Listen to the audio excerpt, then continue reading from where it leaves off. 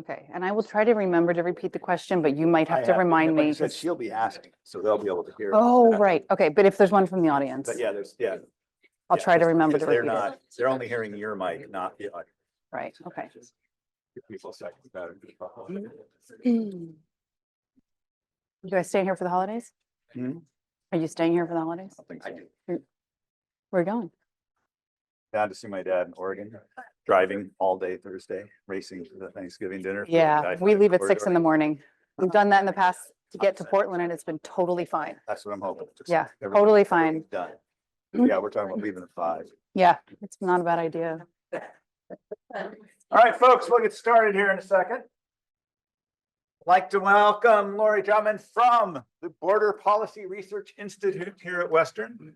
Lori's a friend of mine. We've been hanging out for a decade with children going to school the same age and those sorts of things.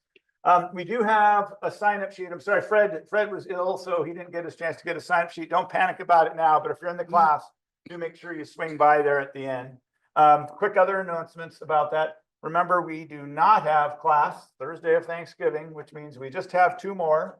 So we've got sustainability coming in, and we've also got the Salish Sea Institute coming in the next 2, and that's the remainder of our upcoming talks over the next couple Thursdays. I'll have Lori introduce herself and tell us about what she does. Thanks, Michael. Thank you, everybody, for being here. As Michael mentioned, I'm the director of the Border Policy Research Institute, located here on campus. And I think what I'd like to do today is start out by just telling you a little bit about what we do at BPRI. And then I'll talk a bit about kind of the broader Canada-US border landscape, and then really delve into our region and what it means to live in a cross-border region, whether that's from the point of view of governance or environmental policy or even trade.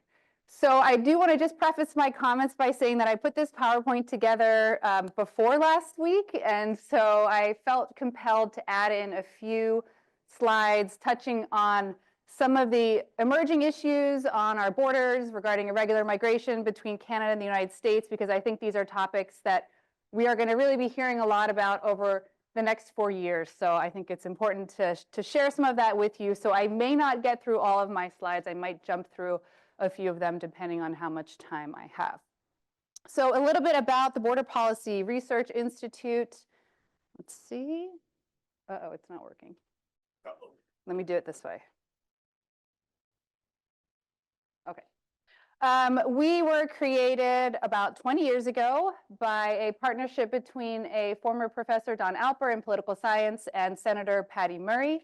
And the state kind of recognized the importance of having a research institute, given that we're located very close to the border, that would be dedicated to understanding the influence of that border on Whatcom County, on our community here, and on the state at large. It was really after the events of September 2001, the 9/11 terrorist attacks, that recognition was made that the understanding of the importance of the border was a really critical element to our economy and our community here in Whatcom County and in Washington State. We're the only institute of our kind dedicated to the study of the Canada-US border and really looking at border policy. If you look at similar efforts on the US southern border with Mexico, there is a proliferation of research, of policy think tanks really focused on that relationship. But there's a lot less focus on the Canada-US border, in part because I think it's tended to function pretty well. And as Americans, we've sort of tended to take that relationship with Canada and with Canadians for granted. So we're not kind of engaging as much as perhaps we're going to have to going forward. The Institute is really outward facing. We work a lot with different industries. We work a lot with government, and we also work with the security agencies themselves at the border, trying to really make the border work better. And we bring students to the border, and we fund a lot of student research assistants to work on various projects. And a lot of our research is kind of policy focused and aimed at policymakers or the private sector. So we're not putting 40-page reports out there. We're not putting sort of peer-reviewed academic publications out there. We're really putting very short and concise, simple language research that policymakers can understand. We've looked at a variety of different topics. These are just a few kind of random examples. We looked a little bit some years ago at Canadian and US efforts to combat human trafficking. We had a professor, Nabil Kamel, some of you might know, in environmental studies, who did a project for us looking at how the border impacts the music industry and how the border itself can be a barrier to smaller venues and indigenous musicians in particular. And then this picture at the bottom is a picture of a Western student surveying people as they are crossing the border. Okay, it's working now. We're also increasingly looking at ways we can communicate our research in more dynamic ways, not just in print publications, but through venues like story maps. This is 2 examples of story maps we've been working on. You may be familiar with story maps, being environmental studies. It's an ArcGIS platform, and it's just a different way to relay information. One of these was looking at stories from the border during COVID-19. Some of you may or may not know that the Canada-US border was heavily restricted during the pandemic for well over a year, about a year and a half. So we have a postdoctoral fellow from Canada, actually, who has been collecting stories from people. How did this impact you, your everyday experience? And they can add this story to this map, and it's really a way of kind of documenting the impact of this on people's lives during the pandemic. So a little bit about Canada-US border and border policy, just sort of the general binational landscape. I always ask people, what do you know about the US-Canada border? Have you ever even thought about it? Have you ever crossed it? How many people have crossed the border? Okay, oh, a lot in here. That's great. Sometimes I speak in a room and people are like, I never even think about going to Canada, even though it's only 20, 30 miles from here. But the Canada-US border is vast. It's the longest land border in the world. Of course, it extends all the way up through the Alaska-Yukon wilderness. And it looks very different depending on where you are. So in many places, it's literally just a vast swath of wilderness through the mountains.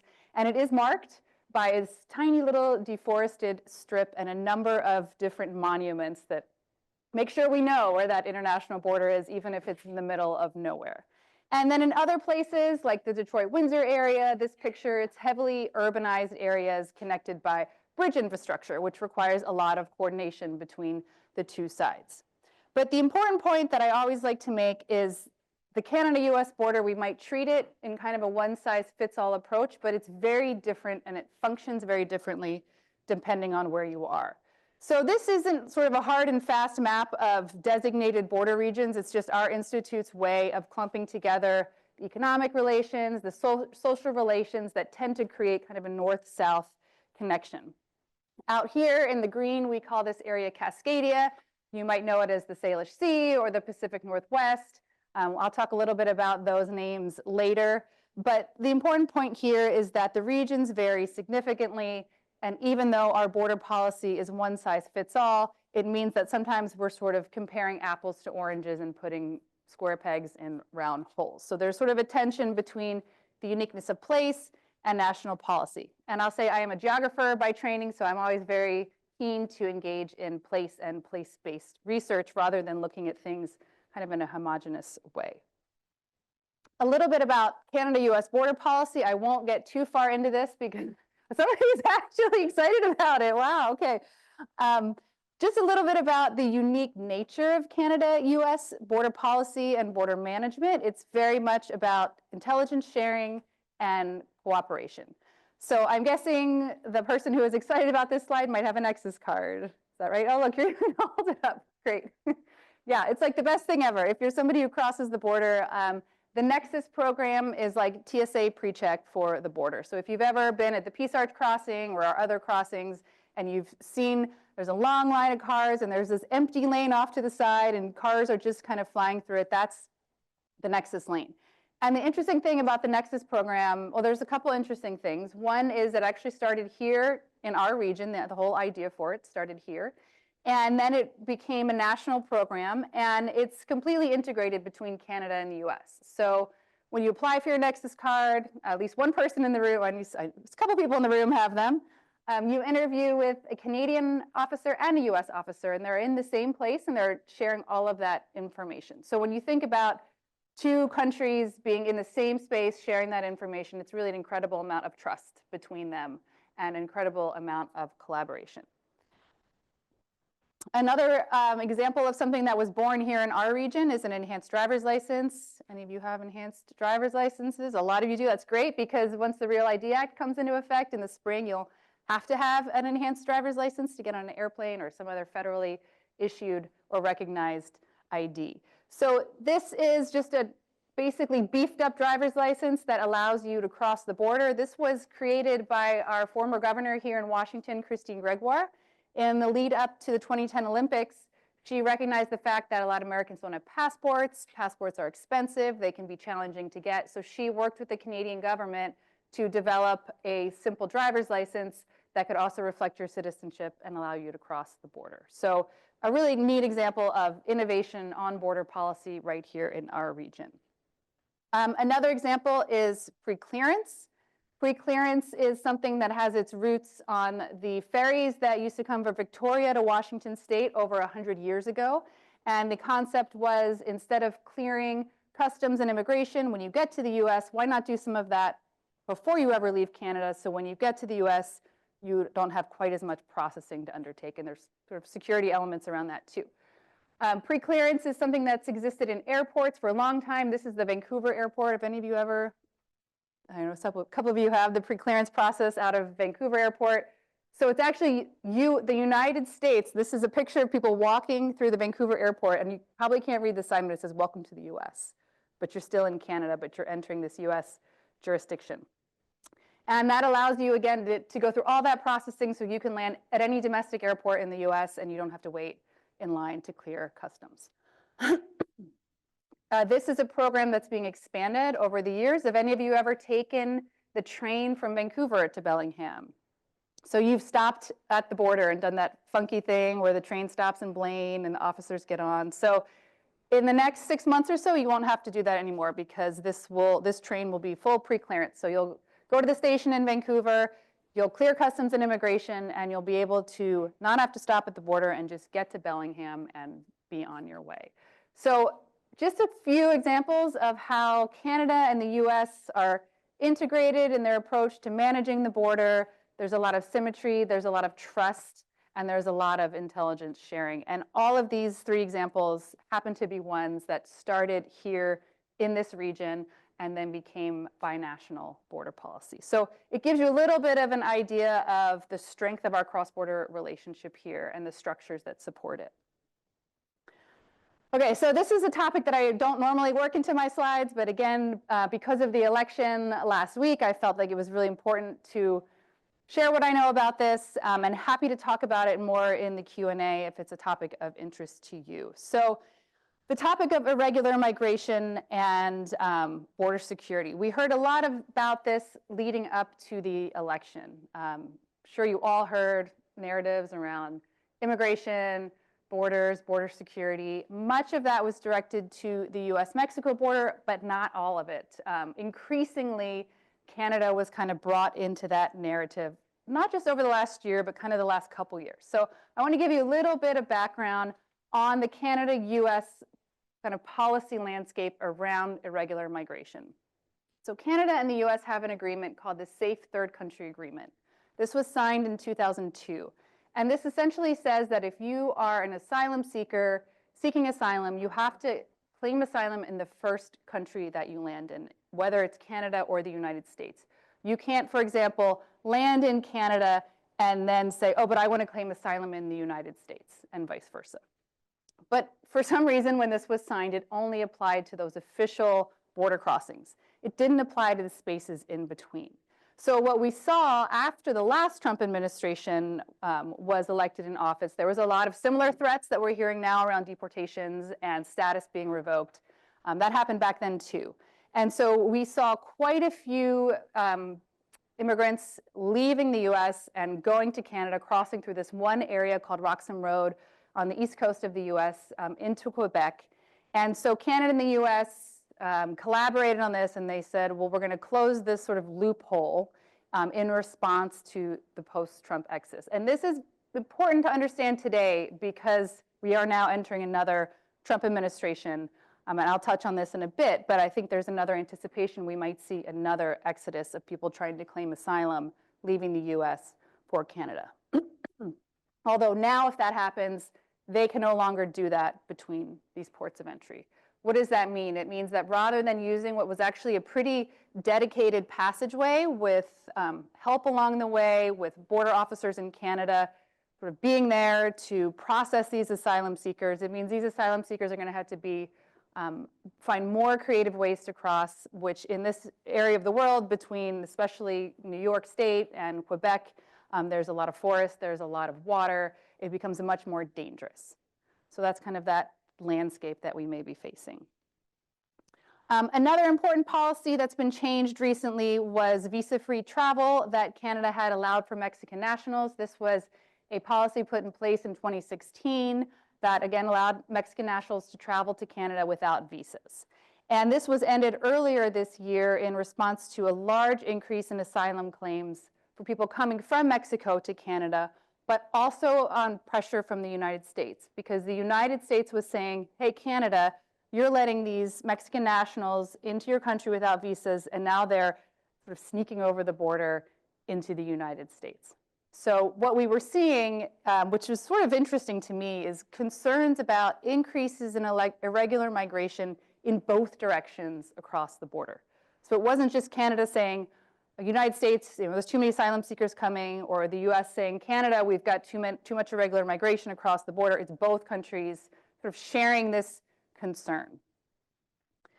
So a little bit of sort of background, the United States, I mentioned a lot of this irregular migration going into Canada was coming through a specific area into Quebec.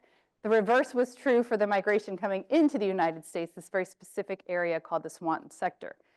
And this is a news article from January 2024. It was fairly early on in the run-up to the election, before Trump was even the official nominee, that we saw pretty much all of the Republicans who were vying for nomination pointing to irregular migration on the Canadian border as this major security threat and this major security concern. And we started seeing talk even by Nikki Haley, who now seems pretty moderate, about building a wall on the Canada-US border and really sort of comparing the Canada-US border to what was happening on the US-Mexico border.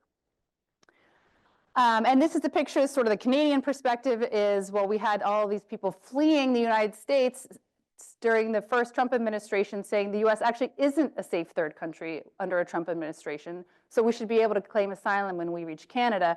Now that pathway is closed because that policy has been changed. And as I mentioned, if we do see another kind of exodus of people in this next Trump administration, where will they go and how will they cross? It will be a lot more precarious for them to do so.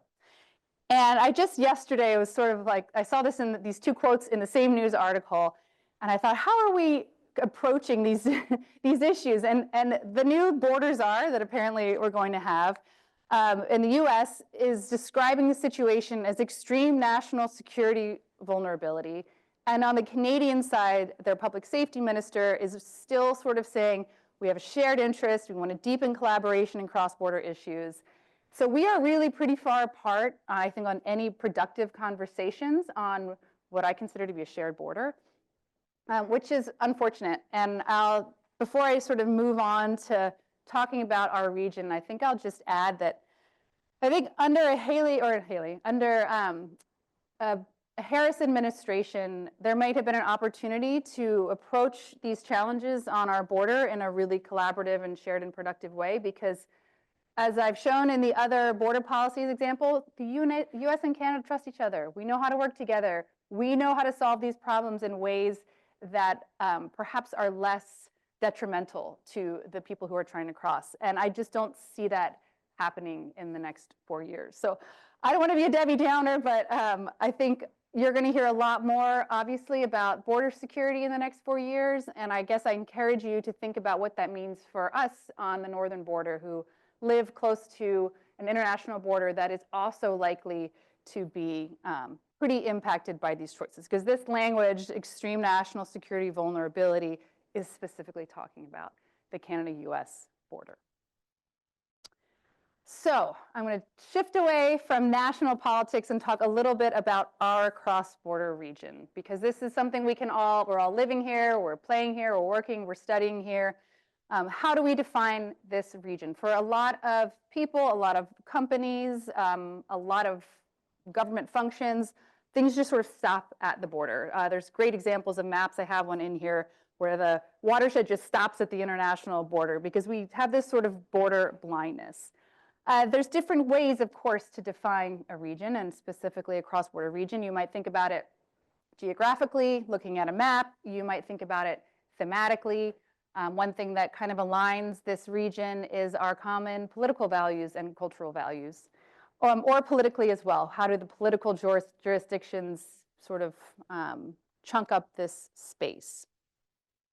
So lots of different ways to think about this region. You'll hear from the Salish Sea Institute. This is a map of the Salish Sea made by our very one and only Aquila Flower. Maybe some of you have taken her classes. She's a wonderful professor in environmental studies who I also happen to go to grad school with. And the Salish Sea is kind of a relatively new concept. It was only created in 2009. And the concept was really to take these three different bodies of water, the Strait of Georgia, the Strait of Juan de Fuca, and the Puget Sound, and create one common name. Because any of you have taken mapping classes can appreciate how maps and names try to accomplish certain things, right? They're not neutral. So by giving this area a common name, we're creating a common platform to maybe engage on some shared challenges. What might those challenges be? The health of the Salish Sea, our orca populations, our salmon populations, you name it. When it has one name, there is a more common sort of way to identify with it.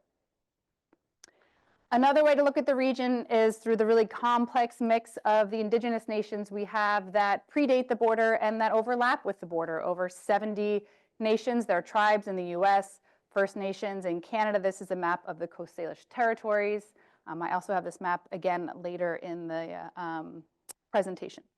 But we have this layer of indigenous nations, and then we have to remember we have state, we have province, we have two federal governments as well. So how do we navigate all of these different jurisdictions? And then the way that a lot of the research we do at BPRI is actually looking at the cross-border trade and transportation networks, a very different way of looking at the region. This shows the volume of people that just cross through those ports that are just north of us. Total, it's about 12 million people a year. This changed a lot during COVID, hasn't quite recovered since, but a lot of cross-border connections. Some of you may have taken the ferry from Victoria to Port Angeles. If you've taken the ferry between Friday Harbor and Sydney, you might know that's not running right now. It shut down during COVID, and it is not back yet and may not return again, which is an example of how when you're very connected in a cross-border region and the border becomes more difficult to cross, it can have a very long-lasting impact on the people and the communities that depend on those cross-border connections. Regardless of how you look at this region, the border influences our economy, our environment, and our communities. We have a mass amount of trade that moves through that land border just north of us. This is a picture of the refinery out of Anacortes. About 60% of the jet fuel that Vancouver International Airport uses is actually refined in Whatcom County refineries.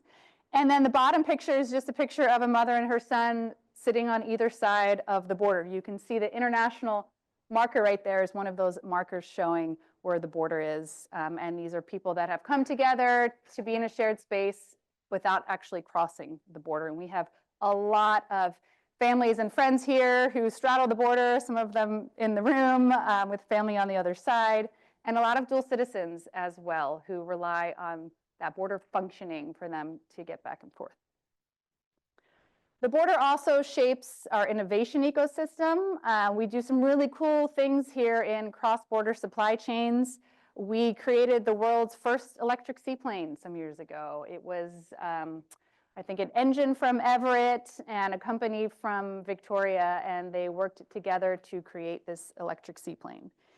And of course, you're probably all familiar with Microsoft and Amazon and these other tech giants that we have that are not just in Seattle, but are also in Vancouver. And they straddle the border, they have employees on both sides of the border, and this kind of creates some connectivity as well.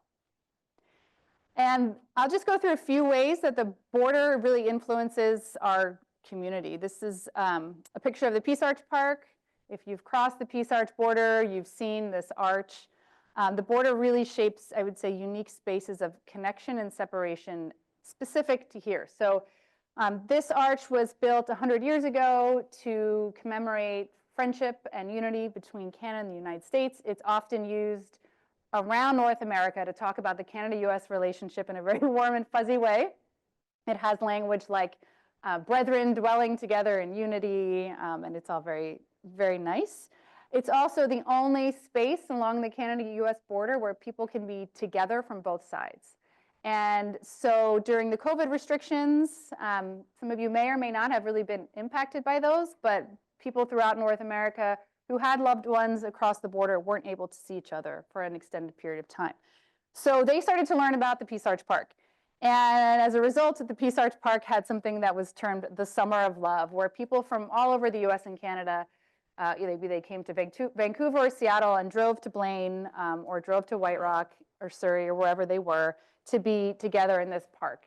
People were putting up tents, people were getting married. I always like to point out this picture here is a man who was on hospice who was saying goodbye to his grandson. And if they hadn't been able to be in the park together, he would have had to do that from a distance or said his farewells online, which a lot of families had to do during COVID. So a very, very unique space and a real sort of treasure for us here in this region. But the border also shapes unique spaces of separation. Point Roberts is one of them. Some people have heard of Point Roberts and some haven't. It's this tiny little piece of land that was cut off when the 49th parallel was drawn as the international border between the US and Canada. It's actually part of Whatcom County. So our county executive here is the same county executive that they have in Point Roberts. The difference is for Point Roberts residents to come to Whatcom County or to Bellingham, they have to cross the border twice. They have to go into Canada and drive back down to the US and then do the same in reverse. And it might be hard to see from where you are, but that aerial photograph shows you could actually see the international border by comparing the green space with the built-up space. And the built-up space is the Canadian side. So it's very heavily populated and developed on the Canadian side. Real estate's super expensive, and then you sort of walk across the ditch to Point Roberts, and it's much, much less developed. And so you can imagine during the border restrictions, during the pandemic, how difficult it was for people who would have to try and cross an international border twice when the borders were essentially closed to the majority of people. Point Roberts residents had a very difficult time getting out of Point Roberts. The city of Bellingham tried to help them by putting in a ferry. A lot of people will say, why didn't they just put in a boat? It didn't really work that easily. But at the end of the day, Point Roberts still has not recovered, and it's been years now. This is a quote from a resident that we chatted with that just said, the lengthy border lockdown has changed people's patterns and habits regarding Point Roberts, and I don't know if we'll ever get it back. So kind of another example of how when we create these cross-border connections and we become more integrated, ensuring that border is working is really, really important. And again, not just to sort of our economies, but to our communities and our people who really depend on that as well. So how do we manage these relations? How do we keep these connections and these fluidities when what we're talking about really is international relations, but we're operating at a subnational scale? So we're talking about province to state, maybe county to municipality, but it's really an international relationship. And sort of just asking the question, I don't have an answer to this, but you're all students, or many of you are students, so thinking about what is the right scale for international collaboration? Should it be between two countries, kind of the national, binational scale? Should it be subnational? We could argue right now that we're about to enter an administration in the United States that's incredibly unfriendly to Canada, and so perhaps that subnational scale, the state, the county, is actually the more important relationships to maintain because we're not, we don't have as much political turnover and we have good relations. And then we also have the question of, is it really a multinational relationship with all of the First Nations and the tribes that we have? So a lot of different stakeholders in the mix, and it can be challenging to figure out how we pursue those relationships. And I'll just give you one example. There's a number of examples of efforts that are aimed at really promoting that cross-border integration. This is an effort called the Cascadia Innovation Corridor, and it's aimed at really trying to create something called a mega region. So all the way from Portland to Seattle to Vancouver, how can we work together on shared challenges. How can we create more transportation connectivity rather than sort of Portland doing their thing and Seattle doing their thing, trying to work together to solve some of our shared challenges. And this is just a picture, again, at the Peace Arch of a conference we had a couple years ago. You probably can't see, but the President Sabah Randawa is in that picture. He's attended these in the past. And I point out that this guy right here just looks like your typical old white man, but it's Bill Gates. So Bill Gates came to Blaine, the tiny little city of Blaine, to talk about the importance of these cross-border connections. So I think when you have that kind of visibility, it lends a lot of importance to these efforts. And this last one was really focused on climate change. And this quote is really just about how climate change is an especially challenging thing to tackle from a national perspective, right? Because it knows no borders. So if we're going to try to tackle these shared challenges, working across borders is absolutely and fundamentally the way to do it. And then we have in this region especially, and this is in other regions of the Canada-US border, some really interesting things happening with transboundary Indigenous governance. And this is a quote from a Lummi tribal elder, not very far from where we are right now, who said, "It's been put on us to bring an Indigenous framework to this Western way." And it sort of gets into the complexity of governance here. He says, with local governments, county governments, state governments, federal governments, and agencies, we have to ensure the framework of Indigenous traditional cultures are valued at the same level of science. So this is another component that is increasingly being brought into these transboundary governance initiatives and efforts, is really the Indigenous perspective as well. And so I'm going to give an example of a very sort of creative and interesting and potentially disruptive example of transboundary Indigenous governance here in our region. So in 2020, there was a man from the Colville tribe in eastern Washington, Richard DeSoto, and he went up to British Columbia and he shot an elk. And the Canadian government said, or the province of British Columbia said, you can't shoot an elk, you're not a Canadian, you don't have the right permits, so you're going to be fined. And he said, but I have ancestral territories on Canadian soil. And so this went all the way up to the Supreme Court, and Canada's Supreme Court said, okay, a member of a US tribe whose ancestral land extends across the border should have the hunting right of a Canadian First Nation.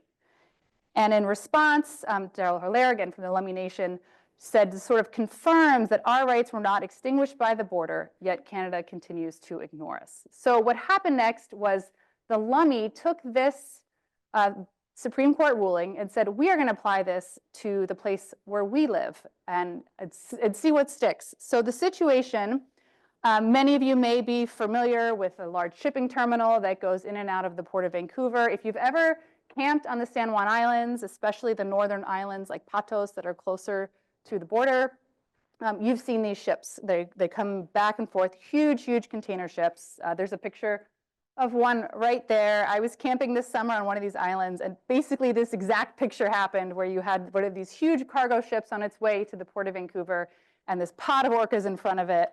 And you could see the obvious problem there, right? A lot of shipping noise, potential for oil spills.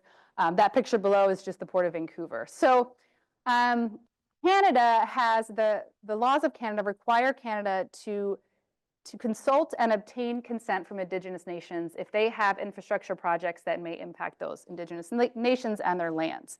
So the government of Canada did an environmental review, started it 10 years ago around expanding this ship port, the Roberts Bank Terminal it's called, which would increase the number of vessels moving through the Salish Sea.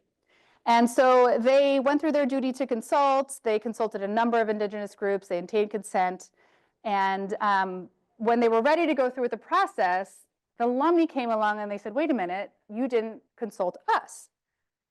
And the government of Canada, and specifically the Port Authority, said, well, but you're in the US. Why would we consult you? And so they looked back to that DeSoto case and they said, we have ancestral territories on the Canadian side of the border. Therefore, you have a duty to consult us.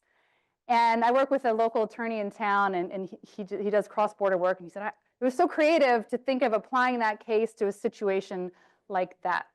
So they've argued they should be consulted.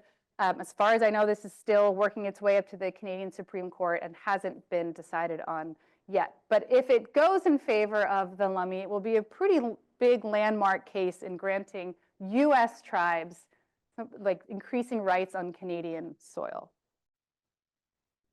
So I'm going to have to skip this part. I thought I might have to. I'm happy to talk about the Nooksack floods if anybody's interested in that during the Q&A or after. But in final, I'll just ask the question on, can we work together to tackle the next cross-border challenge in Cascadia?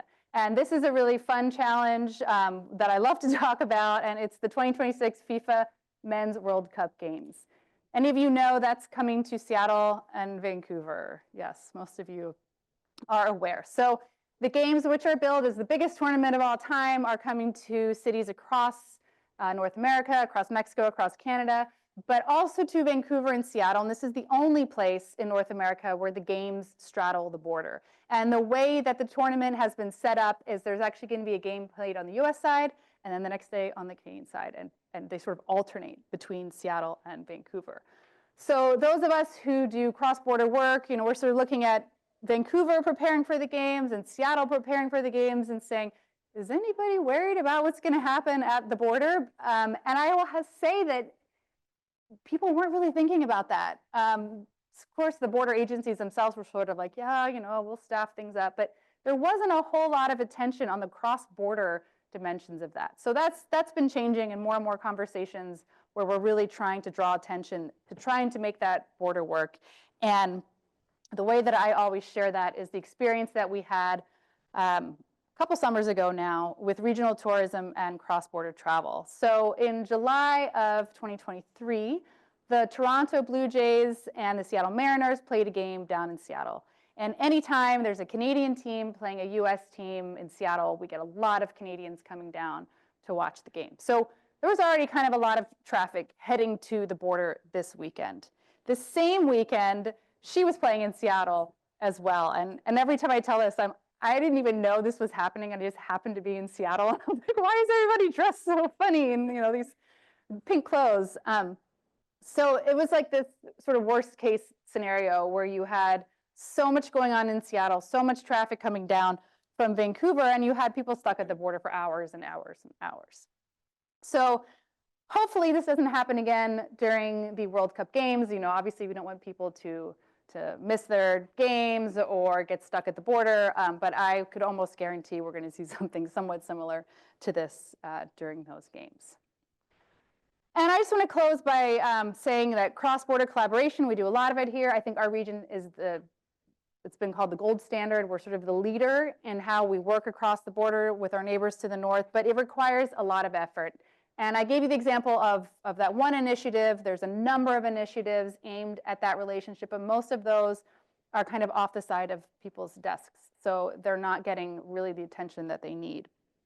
I think I mentioned BPRI is the only institute of its kind in the US, studied to the Canada-US, or dedicated to the study of the Canada-US border. It gives you a little bit of a feeling for the lack of attention that we pay to this incredibly important border. So I like to tell the story of what I call the 10-year sidewalk. So this is back again at the Peace Arch Park, and the arch itself is the international border. And you probably can't tell on this picture, but the lane to the right is the one going up into Canada. So if you wanted to walk across the border from the US to Canada, you had no sidewalk that would allow you to do this. This was a number of years ago. If you had a wheelchair, if you had a stroller, if you had a roller bag, you were sort of walking through the muck and the grass.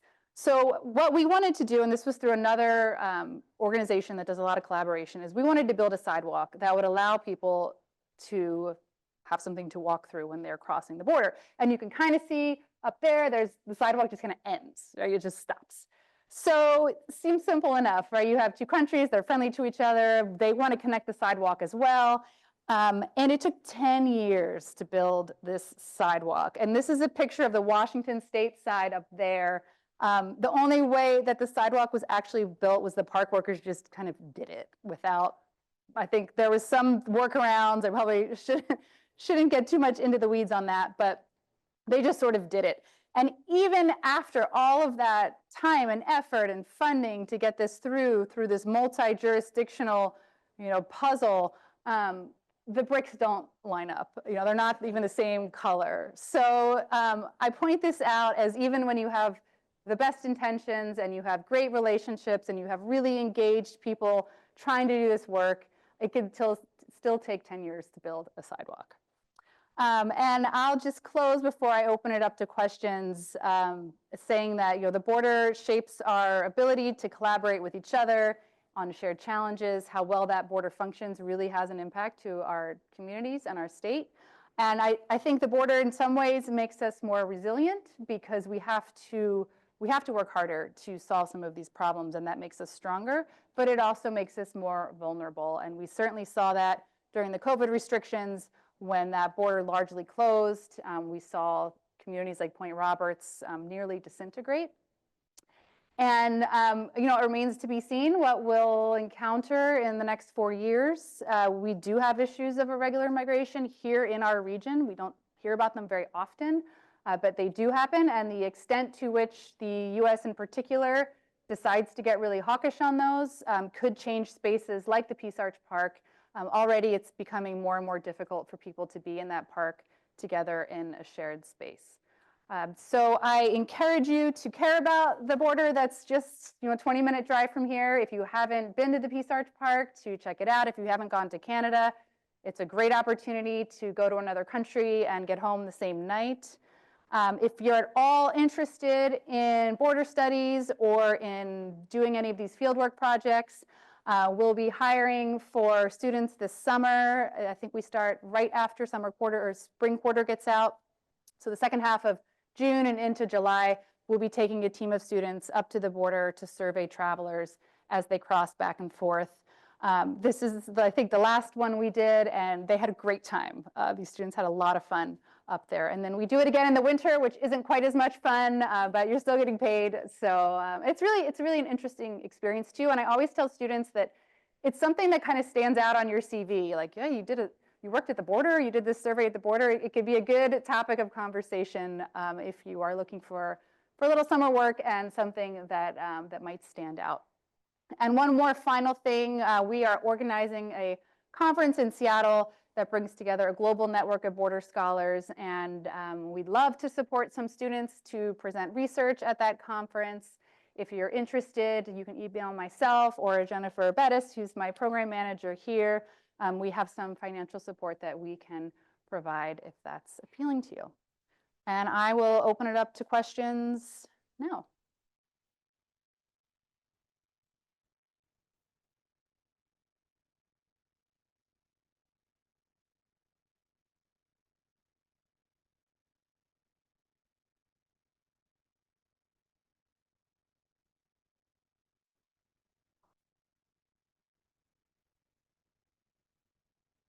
That kind of a thing. I was wondering about if you see a threat to the relationship between Canada and the US.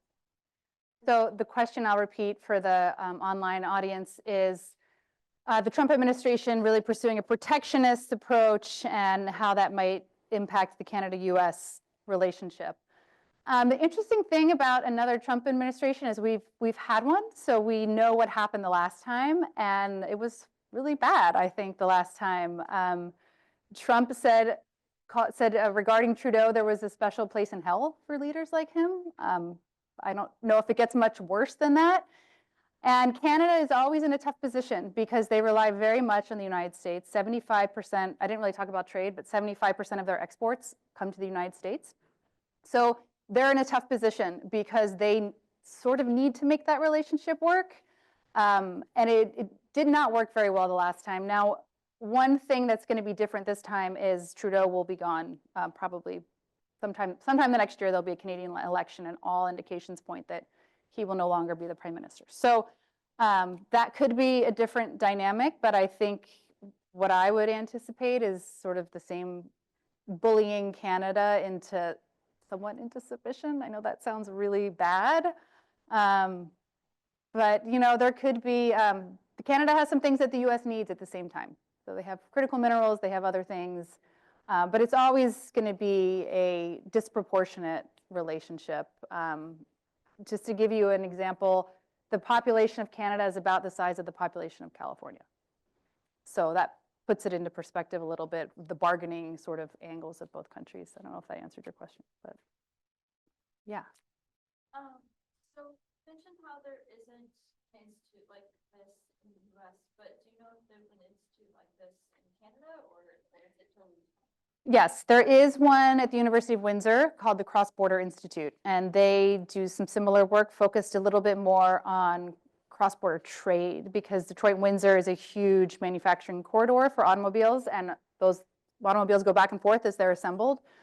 So it's slightly different focus, but definitely a comparable entity, yeah. I think one of you guys, I don't know which one was first. Eric.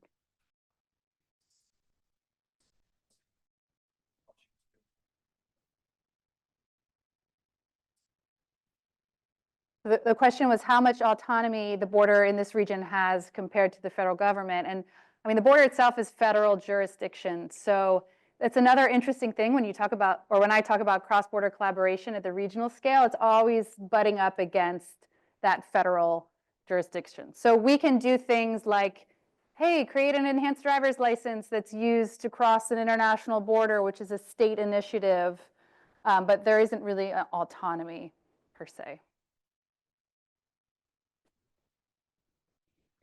History of Washington County, how do you think that influences this? So the question was, with the racist history of Whatcom County, how does that influence borders? So in what way? Border management or?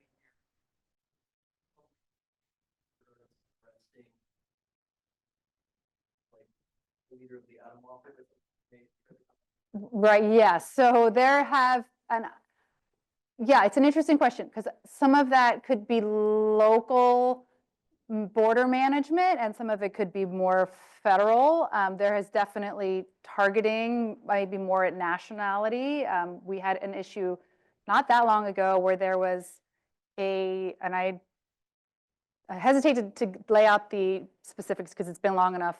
There was a lot of Iranians that were coming home, I think, from a concert in Vancouver, and the local port actually was like, pull over anybody who's Iranian, because it was the same time that there was an assassination by an Iranian general overseas, and that's very much, you know, targeting in a nationalist, racist way, however you want to slice it. So it happens, and I think that the person who made that decision actually was relocated. So some of it, maybe I'll say a lot of it does come down to the ethos of who's running the regional border system. So right now we have a very nice port director who is, I think, one of the first Sikh CBP employees, and he's actually from this area.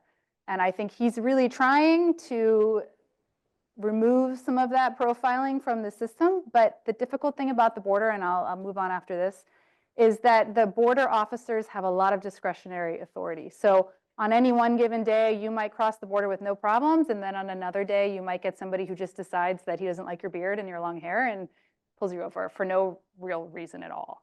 And that's really challenging because I don't know if it's possible to change the discretionary authority. It can be possible to change the culture, though, and I think there's efforts to do that locally. I think we have time for about one more. Should we see if there's one online? Okay. We do have two that are very similar. What is the status of talks between BC and Whatcom about flooding problems on the Sumas River and about water quality coming over the border?